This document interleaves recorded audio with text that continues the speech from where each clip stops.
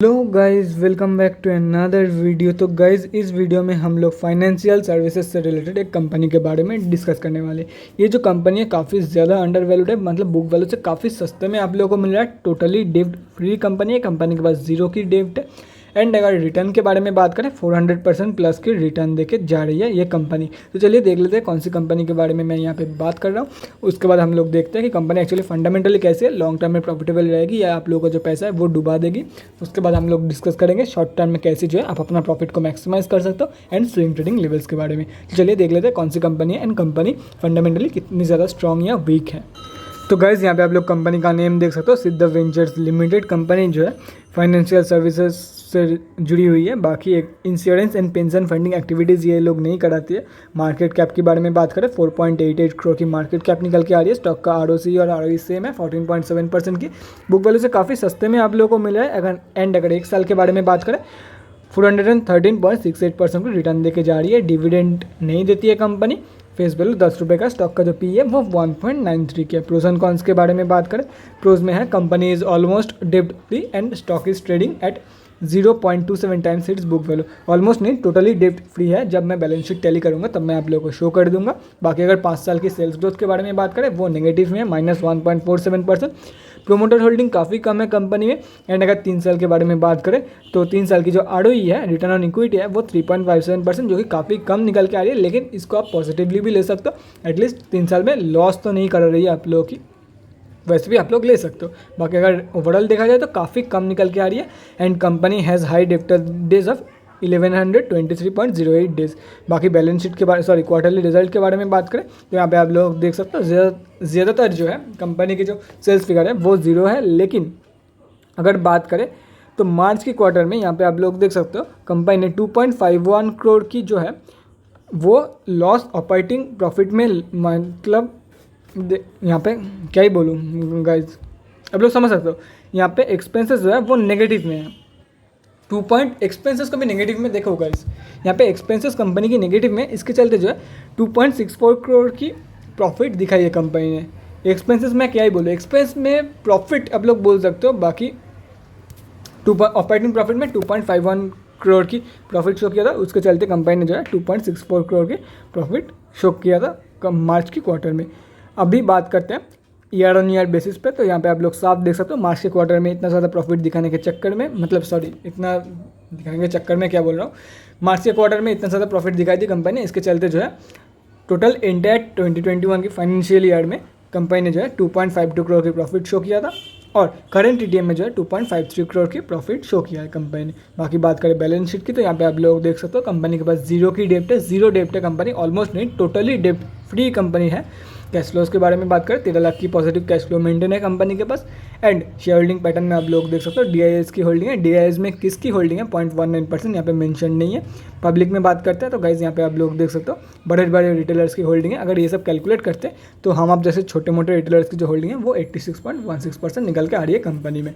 तो चलिए अभी बात करते हैं एक्चुअली ये कंपनी फंडामेंटली कैसी है। देखो guys, according to me company का जो सेल्स फिगर है वो जीरो दिखा रही है। एक्सपेंसेस में मतलब ठीक है कंपनी प्रॉफिट दे रही है। ओवरऑल अगर देखा जाए ईयर ऑन ईयर बेसिस पे तो कंपनी प्रॉफिट दे रही है। लेकिन कंपनी की अगर सेल्स फिगर इज जीरो है तो मैं लॉन्ग टर्म के लिए तो बिल्कुल भी रिकमेंड नहीं करने वाला हूँ। बाकी अगर आप लोग शॉर्ट टर्म में बाई करना चाहते हैं, शॉर्ट टर्म में इन्वेस्ट करना चाहते हैं, शॉर्ट टर्म मतलब शॉर्ट टर्म कैपिटल गेन के बारे में मैं यहाँ पे बात कर रहा हूँ। अगर आप लोग 12 महीने से पहले प्रॉफिट बुकिंग करते हो तो वो शॉर्ट टर्म कैपिटल गेन के अंदर आती है। तो अगर आप लोग अभी इन्वेस्ट करते हो और 12 महीने के बाद, मतलब कोई स्विंग ट्रेडिंग नहीं, आप एक लो पॉइंट देख के आप लोग स्टॉक में घुस गए 8-10 महीने या तो फिर एटलीस्ट 6 महीने के लिए होल्ड किए, उसके बाद आप लोग स्टॉक से निकल गए प्रॉफिट बुक करके। कोई मतलब एकदम हाई पे जाके बुक करना है मुझे, वो बात नहीं है। अगर आप लोग शॉर्ट टर्म ट्रेडिंग करना चाहते हो then you can easily go for it. एक साल में बात करें तो एक साल में अच्छा खासा 400% प्लस रिटर्न देके जा रही है। तो अगर किसी ने होल्ड किया होगा तो एटलीस्ट वो बंदा 200 से 300% के रिटर्न तो एटलीस्ट बना के गया ही होगा, अगर वो वाला बंदा अगर 6 महीने होल्ड किया होगा तो। इसलिए मैं बोल रहा हूँ you can definitely go for it. बाकी अगर बात करें स्विंग ट्रेडिंग के बारे में एंड कैसे जो है आप अपना प्रॉफिट को मैक्सिमाइज कर सकते हो थ्रू दिस स्टॉक, वो तो जब टेक्निकल एनालिसिस करूँगा तब मैं आप लोगों को शो कर दूंगा।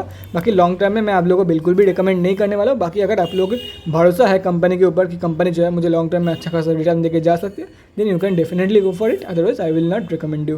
तो चलिए अभी BSE के वेबसाइट में देखते हैं कंपनी में आज कितने क्वांटिटी में ट्रेडिंग है, उसके बाद हम लोग डिस्कस करेंगे कैसे जो है आप अपना प्रॉफिट को मैक्सिमाइज कर सकते हो एंड स्विंग ट्रेडिंग लेवल्स के बारे में। तो चलिए देखते हैं।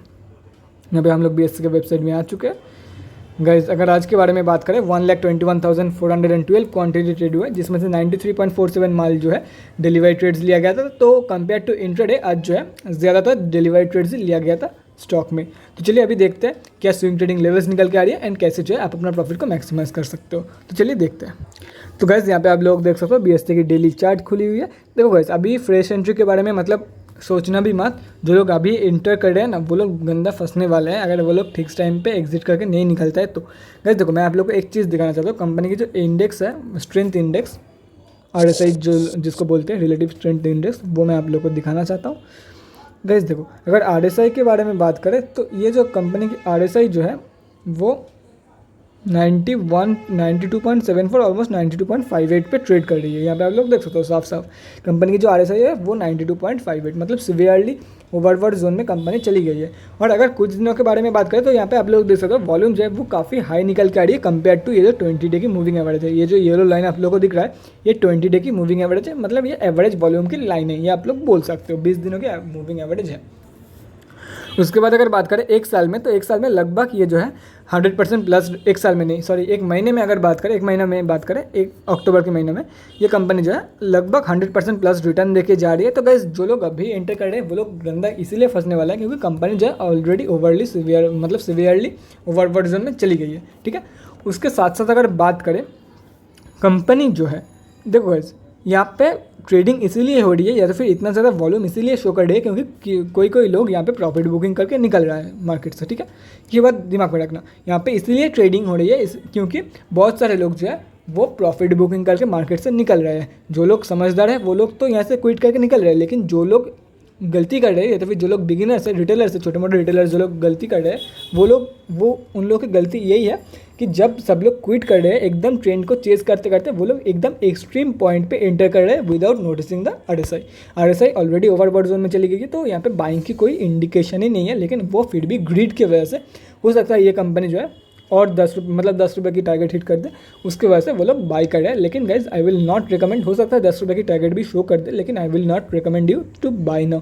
जो लोग पहले से होल्ड करके रखा है उन लोगों के लिए मेरा यही अपडेट रहेगा। देखो गाइज मैक्सिमम टू मैक्सिमम आप लोग 5.7 के लेवल तक वेट करना, क्योंकि ये एक स्ट्रॉन्ग रेजिस्टेंस एरिया निकल के आ रही है। हो सकता है 5.7 उससे भी पहले भी स्टॉक जो है वो नीचे गिर सकती है। Maybe I am wrong कि 5.7 से ये कंपनी नीचे गिरेगी, लेकिन गाइस चांसेस मैक्सिमम चांसेस यही रहेगी कि 5.7 से पहले ये कंपनी जो है वो नीचे गिरने वाली है। ठीक है, क्योंकि अगर वॉल्यूम में भी देखोगे तो लोग देखो पहले की अगर वॉल्यूम से कंपेयर करोगे पहले कम वॉल्यूम क्यों आ रही थी, क्योंकि लिक्विडिटी नहीं थी स्टॉक में। ठीक है, क्योंकि स्टॉक में लिक्विडिटी नहीं थी, लोग सेल नहीं कर रहे थे, लोग दबा के बाइंग कर रहे थे, तो इतना ज़्यादा क्वांटिटी नहीं थी स्टॉक में, फ्री क्वांटिटी नहीं थी। तो अभी जो लोग सेल कर रहे हैं उन लोगों का जो मतलब सेलिंग ऑर्डर्स है वो सेलिंग होने से पहले ही मतलब बाइंग हो रहा है। वो जो शेयर है वो सेल होने से पहले ही बाइंग का 2-3 ऑर्डर, एक शेयर के पीछे 2-3 ऑर्डर गिर रहा है। तो इसके चलते जो है यहाँ पे हेवी वॉल्यूम हम लोग को देखने को मिल रहा है। तो यहाँ पे जो लोग बाई कर रहे हैं, कुछ लोग सेल कर रहे हैं, इसीलिए यहाँ पे लोग इतने क्वान्टिटी में बाई कर रहे हैं। इसलिए मैं आप लोगों को बोल रहा हूँ अभी एंटर मत करो, क्योंकि बहुत सारे जो ऑपरेटर्स थे या फिर जो लोग स्टॉक को ड्राइव कर रहे थे, हो सकता है बहुत लोगों ने एग्जिट करके निकल गया स्टॉक से। हो सकता है, मैक्सिमम लोगों के बारे में मैं नहीं जानता, लेकिन कुछ लोग हो सकता है एग्जिट करके निकल गए। तो मैं आप लोगों को यही बोलूँगा अभी बाई बिल्कुल मत करो। अगर किसी का होल्डिंग है तो गाइस देखो, अगर यहाँ पे आप लोग एग्जिट करते हो और अगर मान लो कि 6 रुपये के लेवल से ये कंपनी नीचे गिरती है, तो आप लोग अगर लोअर सर्किट लग जाए तो आप लोग किसी भी हालत में सेल नहीं कर सकता है, ये याद रखना। क्योंकि जब आप लोग अपर सर्किट में बाई नहीं कर पाते हो, वैसे ही आप लोग लोअर सर्किट में सेल भी नहीं कर पाओगे।